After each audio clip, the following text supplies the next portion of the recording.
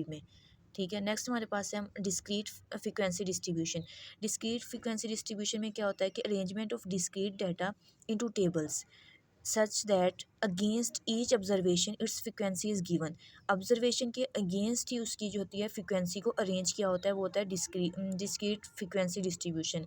Discrete variables क्या थे वो हम मेरे पिछले लेक्चर्स में मैंने आपको बताया है, ठीक है। अगर किसी ने नहीं सुना तो वो आप मेरा जो है फर्स्ट लेक्चर जो है वो सुन सकते हैं, ठीक है। नेक्स्ट हमारे पास है बाई वेरिएंट। बाई वेरिएंट में क्या आता है कि observing two variables at a time, at a time हम टू वेरिएबल्स को स्टडी करते हैं, ठीक है। वो है हमारे पास बाई वेरिएंट फ्रिक्वेंसी। उसकी बाई वेरिएंट फ्रिक्वेंसी, ठीक है। बाई वेरिएंट फ्रिक्वेंसी में एग्जांपल हमारे पास है कि हमारे पास टू वेरिएबल्स से मेल और फीमेल, उनका जो ब्लड ग्रुप हमने लिया, ठीक है। एक तो ब्लड ग्रुप ये खुद वेरिएबल है, पर्सन टू पर्सन चेंज होता है, ठीक है। और मेल फीमेल ये भी वेरिएबल्स हैं, ठीक है।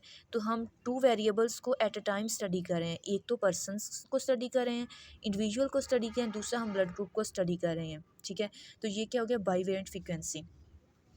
और कंस्ट्रक्टिंग फ्रिक्वेंसी क्या होती है कि इसमें हम रेंज को फाइंड करते हैं मैक्सिमम माइनस मिनिमम से, ठीक है। इसमें नंबर ऑफ़ क्लास डिसाइड नहीं होती, अनग्रुप डाटा दिया होता है, ठीक है। उसमें नंबर ऑफ़ क्लास डिसाइड करने के लिए हमने जितने हमारे पास अनग्रुप डाटा दिया होता है ना, टोटल जो नंबर्स होते हैं उनका अंडर रूट लेते हैं, ठीक है। क्लास इंटरवल डिटरमिन करने के लिए हम उसमें रेंज को जो मैक्सिमम माइनस मिनिमम वैल्यू है ना आती है, उसका जो आंसर आता है हमारे पास, उसको हम टोटल नंबर ऑफ़ क्लास पे डिवाइड कर देते हैं, ठीक है। इससे हमें फाइंड हो जाती है कंस्ट्रक्टिंग फ्रिक्वेंसी डिस्ट्रीब्यूशन मिनिमम, ठीक है। मैक्सिमम वैल्यू हमारे पास कितनी थी 200 और मिनिमम वैल्यू हमारे पास 140,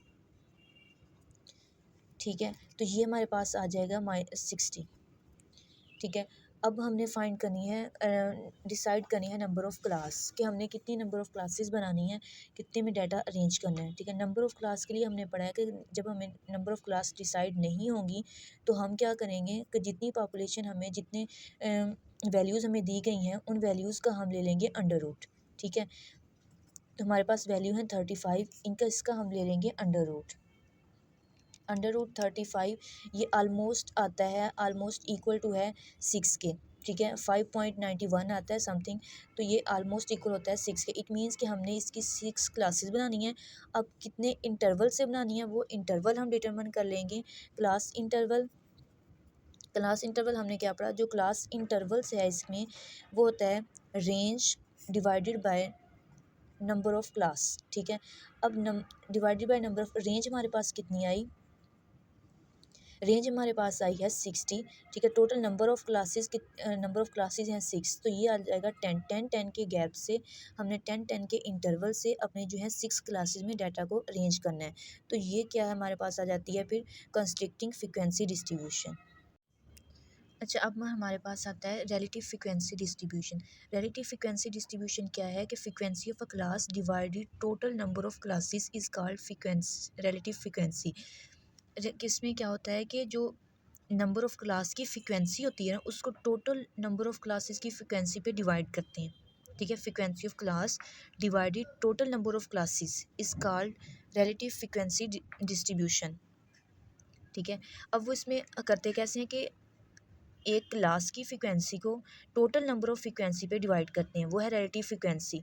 ये 3 था, 3 को हमने 50 से डिवाइड किया 0.06, ठीक है। नेक्स्ट भी 0.06 और नेक्स्ट हमारे पास है 4, तो उसका आ जाएगा हमारे पास 0.08, ठीक है। नेक्स्ट 0.2 0.2 और नेक्स्ट हमारे पास आएगा 0.1 0.2 और 0.1, ठीक है। ये क्या है रिलेटिव फ्रिक्वेंसी। अब रिलेटिव फ्रिक्वेंसी परसेंटेज कैसे हम फाइंड करते हैं, इसको जो रिलेटिव फ्रिक्वेंसी आई है ना नंबर ऑफ़ क्लास की फ्रिक्वेंसी को टोटल नंबर ऑफ़ क्लास की फ्रिक्वेंसी पे डिवाइड करने पर जो फ्रिक्वेंसी आई है रिलेटिव फ्रिक्वेंसी उसको हम 100 के साथ मल्टीप्लाई करते जाएंगे, तो हमारे पास आ जाती है percentage of relative frequency distribution, ठीक है।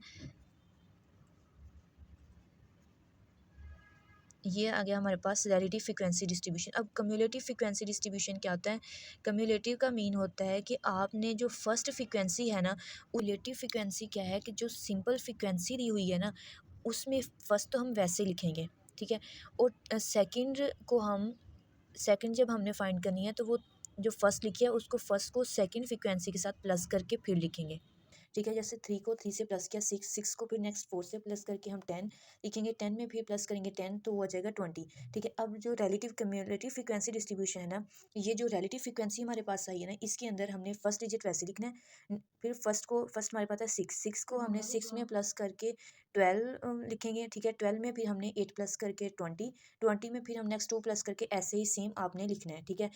क्यूमुलेटिव फ्रीक्वेंसी होती है सिर्फ जो सिंपल फ्रीक्वेंसी दी हुई है ना, उसको हमने नेक्स्ट फर्स्ट प्लस कर करके लिखना है, ठीक है। और रिलेटिव क्यूमुलेटिव फ्रीक्वेंसी को हमने जो होती है उसमें हमने जो रिलेटिव फ्रीक्वेंसी होती है उसको प्लस करके लिखना होता है, ठीक है। अब हम समराइज कर लेते हैं हमने आज क्या पढ़ा, ठीक है। हमने ऑर्गेनाइजिंग मेथड पढ़ा है, ठीक है। ट्रूथ है हमारे पास, टेबुलेशन और ग्राफिकल। टेबुलेशन आज पढ़ा है हमने, ठीक है। फिर हमने पढ़ा कि टेबल्स फार्म में डाटा को कॉलम और रो में रिप्रेजेंट करते हैं, ठीक है। और इसके हमने कंपोनेंट्स पढ़े टेबल के, ठीक। नेक्स्ट हमने देखा क्लासिफिकेशन देखी, डाटा को जो हम डिवाइड करते हैं क्वालिटेटिव पे, क्वांटिटेटिव बेस पे और टाइम पे, और जोग्राफिकल एरियाज़ के हिसाब से उसको हम क्लासीफाई करते हैं, ठीक है। नेक्स्ट जो था हमारे पास, हमने एक्सक्लूसिव और इंक्लूसिव का डिफरेंस देखा। एक्सक्लूसिव में था हमारे पास जो अपर क्लास थी वो अपनी क्लास में एग्जिस्ट नहीं करती, लेकिन सेकंड क्लास वहीं से वो इनिशिएट करती है उसी टीचर से, ठीक है। जो इंक्लूसिव होता है उसमें ऐसा नहीं होता, ठीक है। उसका डिफरेंस आपने अच्छे से देख लेना है। डिस्क्रीट और कंटिन्यूस वेरिएबल्स के लिए मेरा पहला लेक्चर जो है वो मैं लिंक डिस्क्रिप्शन में डाल दूंगी, आपने वहाँ से मेरा फर्स्ट लेक्चर जो है वो सुन लेना है ताकि आपके कॉन्सेप्ट क्लियर हो जाए। फिर हमने कंस्ट्रक्टिव फ्रिक्वेंसी, बाईवेरिएंट फ्रिक्वेंसी और रिलेटिव और कम्युलेटिव फ्रिक्वेंसी पढ़ी। Thank you.